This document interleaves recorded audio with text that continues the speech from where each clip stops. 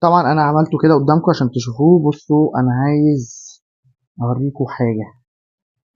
بصوا المساير بتاعه اللحمه بتتفكك، شايفين؟ مش عجينه خالص، مفيهاش اي حاجه من العجينه. طبعا مش عايز اقول لكم بقى الريحه طعمها عامل ازاي، بصراحه ممتازه جدا. احنا هندوق بقى الطعم، بسم الله.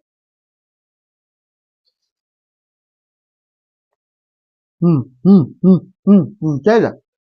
التتبيله واصله لقلب الفراخ من جوه، تحسوا ان الطعم بيتي بتتبيله المطاعم بقى يعني.